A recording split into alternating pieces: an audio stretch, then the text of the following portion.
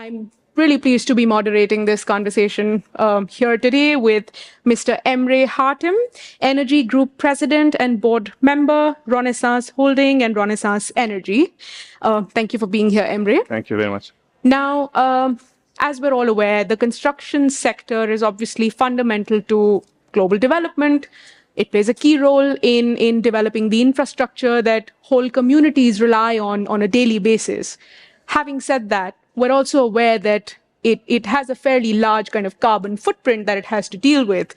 I was reading a recent report by the UNEP that said that 37% of global emissions can be attributed to the building value chain alone, which obviously is a pretty significant challenge that the sector is contending with, and so is the world on that road to achieving net zero.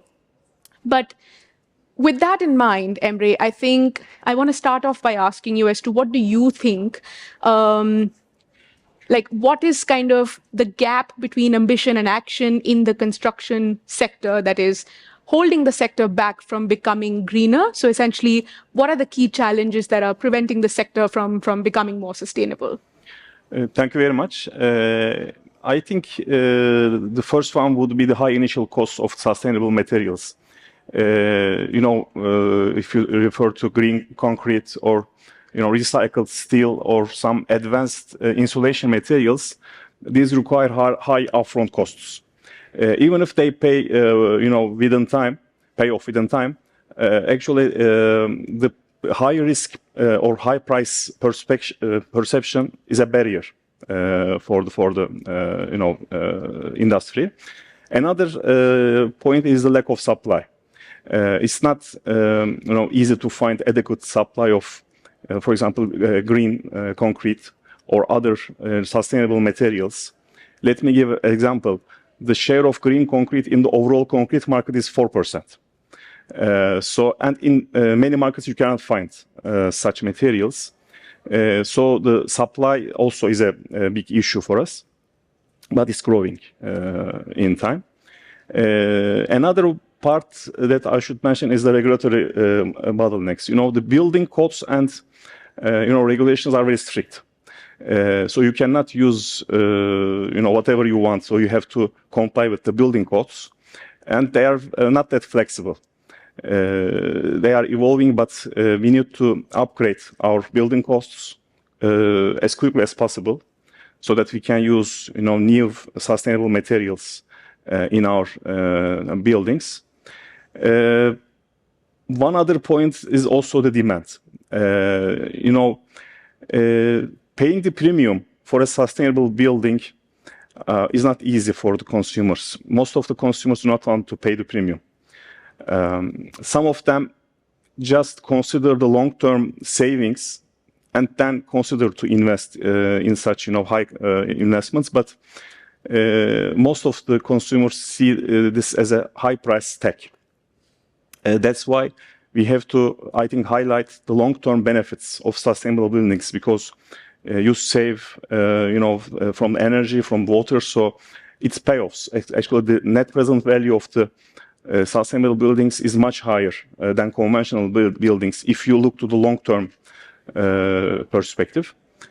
One maybe critical point as well I should mention is the financing problem. This is also very critical. You have to find new innovative financing solutions. Green bonds, green loans, sustainability-linked loans, etc. And again, if you just look to the share of the green, social, and sustainability-linked debt instruments worldwide, it reached $5.4 trillion. But compared to the $131 trillion of overall debt market, it's only 4%. So it's still very low compared to the share of renewables, for example, is going up. But the share of green finance instruments is still very low. Well, as Rönesans, actually, we have succeeded in achieving, green instruments. Last year, we issued a sustainable bond in Turkish market. Actually, it was a 350 million euro bond. We published our green finance framework, and based on this green finance framework, we committed the use of proceeds of the bond to be distributed to certain investment areas. There was a huge appetite from the investors. IFC, EBRD, DEG were the main investors, and we took twice oversubscription in such bond. So it was a good source of income for us, but this should be increasing in the coming years in order to reach our targets. Absolutely. No, thank you for that. And just following on from something that you said, you touched upon how can major players in the ecosystem ensure short-term profitability to kind of maximize their long-term sustainability. Are there any other kind of practical examples or, just from your experience as somebody who's representing one of those leading corporate players in the ecosystem, what more can you share in terms of what companies should be doing to strike the right balance? Okay. Well, construction business, like many other businesses, run on tight margins. And investors and shareholders expect quick returns. So at first glance, it seems that sustainability and profitability conflict with each other. But actually, it's just the opposite. If you just check the factual data, sustainability and profitability can go hand in hand in the long run. So you have to be sustainable in order to be profitable. And as I mentioned earlier, the MPV approach is critical. So just not looking at the initial cost, you should be looking to the net present value of the investment. And if you also make a life cycle analysis, sustainable buildings and sustainable construction would make sense from that perspective, even if it has a negative impact on the short run. Another critical factor, what we have seen is that if you invest in sustainable buildings, actually this increases your rent income and also property value. For example, if you have an office building which has a green building certificate, it's very likely that you can find a big corporate tenant who can pay you the premium, a higher rent price. Actually, this is the case in Turkey. Actually, as Rönesans, we are the largest commercial real estate investor in Turkey. We have 12 shopping malls and 3 office buildings, and we own and operate around 5 million meters square of closed area, 60% of which has green building certificates. And when we check our rent income with the market, we have seen that it pays off. So we have a higher rent yield compared to our competitors because we have those green certificates. This is also a critical factor. Another part, I think, is the risk management because, the market is also evolving. The regulations are tightening, yes, with a maybe slower pace. But not engaging sustainability today will harm your business in the future. So what I say, if you are sustainable today, then you can be profitable in the future. That's why also we should be taking into account sustainability is like a hedge against the future risks of the business. So I think we should be always looking from those perspectives. Fantastic, yeah.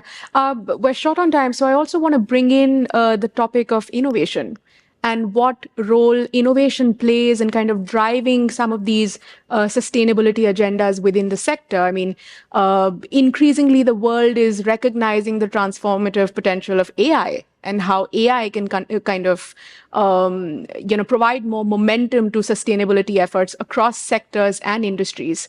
How do you think AI is going to play out in the construction sector's pursuit for greater sustainability? And also feel free to comment on any other kind of low carbon innovations that have come up of late. Okay. Well, this is also very critical in our sector as well. Of course, with the help of new technologies and innovations, we are able to, build faster, waste less and reduce our emissions. So AI is helping us in that respect. AI is transforming how we design, construct, and operate the buildings. We are using AI in many areas. For example, let me give the example from the design phase. We are using AI in the design phase, and AI is helping us, supporting us in making right decisions. For example, let's assume a building in a certain location with certain climate conditions. If you give the information with, of course, with many other data as well, AI is precisely suggesting you the exact shape of the building, the orientation, and the building materials that you can use for better daylight and also better ventilation. So it reduces your overall energy usage. So AI is very helpful in that respect. Another example, AI is comparing CO2 emissions of each different materials and suggests the greenest one. For example, it compares the green concrete versus steel or versus a new insulation material, and then makes you a good suggestion about that. Regarding the construction process, also we are using the AI. For example, AI is making again the precise calculations how much material we need in real time, which reduces almost 20% of waste in the construction sites. This is very critical. Also, we are using, with the help of drones and sensors, AI is also tracking the real-time construction and compare it with a digital twin of the construction site. And based on the analysis, AI proactively suggests if there will be a cost overrun or a delay in the construction, etc. This is also very critical. We are using this effectively. Other new innovations in the construction sector, for example, 3D printing. Most of us know about that. With the help of 3D printing, we are reducing the waste and also the energy because we are printing exactly what we want. This is just very, very critical. Another innovation is the modular construction. So rather than constructing the building components on site, we are building them at the factories more efficiently, with less energy usage, with less emissions, and also that process is not exposed to weather conditions when you are doing it at factory. Also, it reduces the overall transport movements. So this modular construction is very critical. We have a pioneer company in that sector, a company called Ballast Nedam. It's a Dutch company, actually. It's established in 1877, 100 years older than me. So it has revenues around 1.5 billion euro. We, as Rönesans, acquired that company 10 years ago. It's a Dutch-based company doing construction business mainly in Netherlands and Western Europe. They are excelled in sustainable construction activities. They had a target of being a carbon neutral by 2030 and energy neutral by 2040. They are using all those technologies in their constructions. And what we are doing, we are also a big construction company. We have currently construction sites in 3 continents and 30 countries. 35,000 people are working in our construction sites. So we are also learning from that experience. So the Ballast Nedam is a good example for our other affiliate companies. It just acts like a role model. Because sustainability issue is very important in Europe. Now we are also using it also in Turkey. And maybe last point that I should mention about that point is, according to the JLL forecasts, there will be a 70% shortage in sustainable buildings by 2030, which means demand will outpace supply. So that's why we have to increase the supply of sustainable buildings. How can we do that? We can only do it with the help of AI and new technologies, because we have to, construct the buildings faster. Otherwise, we cannot, increase the supply. Yeah, I also want to quickly touch upon green energy and what the sector can do to better integrate green energy solutions and renewable energy solutions in its value chain. And if there's anything that Renaissance is already doing in this regard, please feel free to share those examples as well. Well, thank you very much. Well, you mentioned rightly that 37% of the emissions are accountable for the buildings sector. You are right. Well, if you split it into two, around 10% or 10 to 12% is for the construction. So producing the construction materials plus the construction process, and around 25 to 27% is for the operation of the buildings. So this is a split. So we have to make two things. We have to make construction sites green and buildings green. So green construction sites plus green buildings. This is our target. So regarding the construction sites, in order to make them green, there are three important actions that you have to take. One is that energy efficiency. This is, the most sustainable energy is the energy you don't use. That's a fact. So we should, save the energy. We are doing it by LED, equipment or some smart sensors. This is, used frequently. Other than that, what we are doing here in our sites is that we are using the excess heat coming from the diesel generators and use it in our office, heatings. So the number one is efficiency. Second one is electrification. We have to electrify. We have to replace the fossil fuels with electricity. This is very critical. Electrification is easier in automobiles or light commercial vehicles, but it's very difficult to electrify a big truck or a crane, concrete mixer. So the construction machines, these are difficult to electrify, and these are expensive. This will, increase the price almost 2 times or 3 times. Our affiliate Ballast Nedam now runs a construction site in Netherlands, which is using full electric machines. Plus, they are generating the electricity from green sources. It's a now pilot construction site. I think it's a good success. Now we will be doing the same in other construction sites. Then the third point is the production of green electricity. You have to produce green electricity because, yes, you electrify, but if you use the grid electricity, you are using coal and natural gas as well. So you are still, emitting. So you have to invest in solar, wind, or other renewables. There are 2 options here. What you can do, you can have an on-site investment at the site. You can put a solar panel, you can put a wind turbine and produce electricity, or you can sign a PPA and get the electricity from the grid, and indirectly you are benefiting from the green electricity. And in the on-site also production, there are 2 alternatives. One is the on-grid and off-grid. In the off-grid solution, of course, then you have to invest in a battery storage in order to balance your demand and supply. Also, in Turkey, we are doing that. We have off-site,